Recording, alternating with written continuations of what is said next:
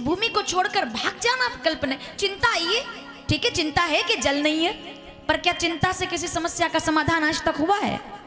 क्या बात है, चिंता से किसी समस्या का समाधान नहीं होता। अत्रि जी क्या करने बैठे? अत्रि जी कहते हैं चिंता नहीं करूंगा, मैं चिंतन करूंगा कि समस्या का समाधान चिंतन से निकाला जाएगा। मेरा चिंतन होगा यहाँ। और वो बैठ गए तप करने। सब चले गए, सब उनको छोड़ गए कि भाई कोई मरने वाला है तो उसके साथ मरना कोई बुद्धिमानी थोड़ी है, हम जा रहे हैं। सब चले गए। तब उनका तप देख करके कोई था जो उनके पैर पकड़कर बैठा था। बताइए कौन? सब चले गए, सब साथ छोड़ गए।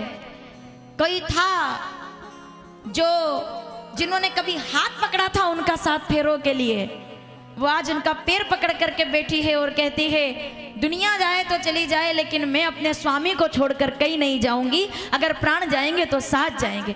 इस भूमि को आप देखिए कितनी वैराग्यमयी भूमि है माताओं। ये मैं राम कथा को प्रारंभ करने से पहले ये कथा आपसे कह रही हूँ ताकि आप उस नदी का महत्व जान सकें कि ये कैसे यहाँ पर प्रकट हुई।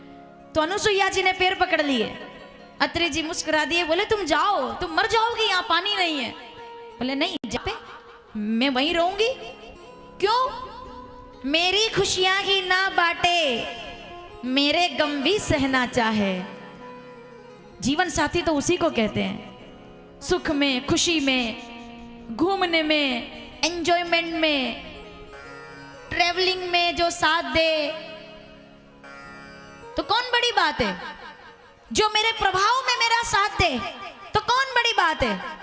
जो मेरे धनवान होने पर मेरा साथ दे तो कौन बड़ी बात है? जो मेरी फकीरी में मेरा साथ दे तो मेरी पत्नी है, तो मेरी सहभागिनी है, तो मेरी अर्धांगिनी है, तब वो मेरे साथ चले।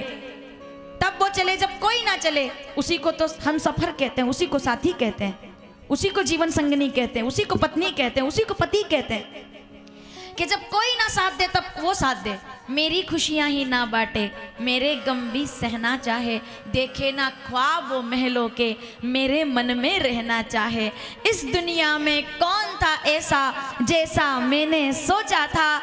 अनुसुईया, हाँ तुम बिल्कुल वैसी हो जो संकट में साथ दे, जो कष्ट में साथ दे, जो बीमारी में साथ दे।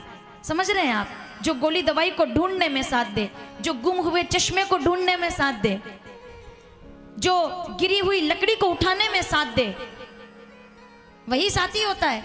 तो अनुसुईया जी ने पैर पकड़ लिए, मैं नहीं जाऊंगी, तुम जाओ, तुम मर जाओगी तो ठीक है, स्वीकार है मृत्यु, पर पति को त्यागना स्वीकार नहीं है।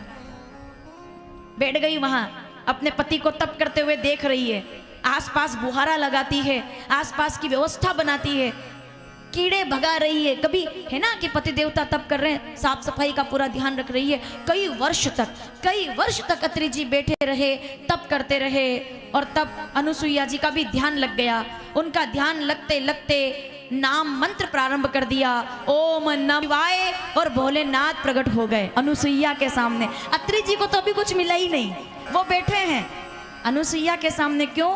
क्योंकि माता अनुसुईया ने डाल दिया पालना, झूल रहे तीन देव बन करके। ये उस समय की बात है जब वो वहां पर तप करने बैठे अत्रि जी और अनुसुईया आश्रम में थी।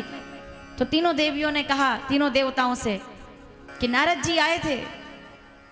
क्या बोले नारद जी? बोले सती का सतीत्व देखना है तो अनुसुईया को देखो आप। सब चले गए लेकिन उन्होंने जंगल नहीं छोड़ा। ये सब कथाएं एक दूसरे से कनेक्ट हैं। समझ में आ रहा है आपको?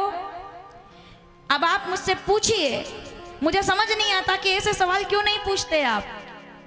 ऐसे सवाल आपको पूछने चाहिए, ऐसी जिज्ञासाएं करनी चाहिए कि जिस समय तीन देवता परीक्षा करने आए तब अत्रि जी कहाँ थे।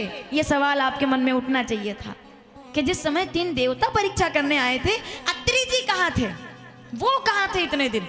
वो तप कर रहे थे। अनुसुईया जी घर संभाल रही थी, आश्रम संभाल रही थी, मेहमानों को संभाल रही थी। आपको मेरी बात बहुत अच्छे से समझ में आएगी। जब घर में कोई प्रोग्राम होता है तो पति देवता मैनेजमेंट देखते हैं और माताएं रसोई संभालती हैं कि कहीं कोई भूखा ना चला जाए मेरे घर से। ये प्रबंधन है जीवन का जो यहीं से प्रारंभ हुआ है, चित्रकूट से। समझ में आ रही है बात? कि पति घर संभाले, पति मेहमानों को संभाले, तो रसोई कौन संभालेगी? अन्नपूर्णा संभालेगी, अनुसुईया संभालेगी। तो वो आश्रम संभाल रही है। तब तीनों देवियों के घर गए नारद जी। नारद जी ने कहा, अरे माता पार्वती ने पूछा, बड़े दिनों में आए? उन्होंने कहा मैं दर्शन करने रुक गया था। कहाँ? बोले सूखा पड़ा है एक भूमि पर, और वहां मैंने देखा कि सब कोई नहीं है, लेकिन एक देवी अपने पति की सेवा कर रही है। उनसे ज्यादा पतिव्रता मैंने किसी को नहीं देखा, वो पतिव्रता है। तीनों देवियां एकत्रित हुई। बोले नारद जी ने कहा बनता है तो ऐसी देवी का दर्शन करने हम कैसे जाएं? क्यों ना जगत को दर्शन कराएं कि ऐसी भी नारी है। तो कौन जाएगा? पति देवता को भेजो। तीनों देवता आए, ब्रह्मा विष्णु महेश त्रिदेव। त्रिदेव ने आकर के परीक्षा करने का विचार बनाया। क्या अच्छी कथा है माताओं ये। और आप जिस जगह पर सुन रहे हो उस जगह का महत्व है ये। मतलब आपको कोई प्रमाण ढूंढने की जरूरत ही नहीं है। जहां भगवान स्वयं प्रकट हुए तीनों, उस भूमि पर बैठे हुए हैं आप। तो वो माता अनुसुईया पूजा पाठ कर रही है, तभी तीनों आ गए। बाबा बन करके आए, साधु भिक्षान देही, देवी भिक्षान देही। सुईया जी बाहर आई, एकादशी थी, प्रणाम किया। बाबा जी आप? मैं प्रतीक्षा कर रही थी कि कोई साधु आए, क्योंकि इस भूमि पर कोई कभी आता ही नहीं। हमारे घर अब अतिथि नहीं आते, क्योंकि जल नहीं है यहाँ, कोई साधन नहीं है यहाँ, तो कोई नहीं आता। तीनों बाबा जी बोले हम आए हैं, एकादशी है, फलाहार मिलेगा। अनुसुईया जी कहती अभी तैयार करती है, और वो तैयार कर देती है, पत्तल लगा देती है। पर वो तो फलाहार करने कहाँ आए थे, वो तो परीक्षा करने आए थे। आह, परीक्षा परीक्षा करने। ये परीक्षा आज शुरू हो रही है, ये परीक्षा चलेगी आखिरी दिन तक, 7वें दिन तक। इसलिए दिन से सुनिएगा। ये परीक्षा कल भी आएगी। ये जो आज परीक्षा आ रही है ना, ये परीक्षा कल भी आएगी, और ये परीक्षा चलेगी 7 दिन तक, आपकी भी और मेरी भी, हम सबकी भी। ये परीक्षा की भूमि है। यहाँ देवताओं ने परीक्षा करने के लिए चुनाव किया है भूमि का। क्या बात कर रहे हैं आप? यहाँ परीक्षा होगी, परीक्षा। तो वो कहते हैं भिक्षान देही, भोजन कराओ, भोजन कराओ। तो तैयारी कीजिए। बोले ऐसे नहीं, सकल प्रकार विकार विहाई, कि हम पुरुष हैं तुम नारी हैं ये भूल जाओ, नग्न होकर के भोजन कराओ, निर्वस्त्र होकर के भोजन कराओ, तो हम भोजन करेंगे। हमसे भेद मत रखो, क्योंकि तुम में हम में कोई भेद नहीं है, हम तो साधु हैं, हमसे कैसा भेद। अनुसुईया जी देखती है, अच्छा क्या करना है? निर्वस्त्र होना है, नग्न होकर भोजन कराना है। एक पल भी विचार नहीं किया, एक पल। ये इच्छा आपकी है? बोले हाँ ये इच्छा हमारी है। ठीक है तो बैठिए आप भोजन मंत्र पढ़िए, मैं आपको भी नग्न होकर भोजन कराती हूँ। तीनों भोजन मंत्र करने के लिए आंखें बंद किए। ब्रह्मा प्रणम ब्रह्म हविर इतना कहा, और देवी ने तुरंत अपनी योग शक्ति के साथ ये निवेदन किया कि हे सूर्य भगवान, ये बाबा चाहते हैं कि मैं इनको भोजन कराऊं, पर निर्वस्त्र होकर। और एक माँ अपने बच्चे को तो इसी प्रकार से भोजन कराती है, उससे तो कोई पर्दा नहीं रखती। तो अगर ये चाहते हैं कि मैं भोजन कराऊं, तो मैं तो माता नहीं बन सकती, पर इन तीनों को बाबू बना दीजिए, बालक बना दीजिए, बच्चा बना दीजिए। ये तीनों, इनको नहीं पता कि ये देवता है, अनभिज्ञता, ये तीनों बालक हो जाए। और वो तो बोल ही रहे थे ब्रह्मार्पणम ब्रह्म हविर, इतना तो पूरा ही नहीं हुआ, और तीनों बाबा एक एक दिन के बाबू हो गए। बोली अनुसुईया मैया की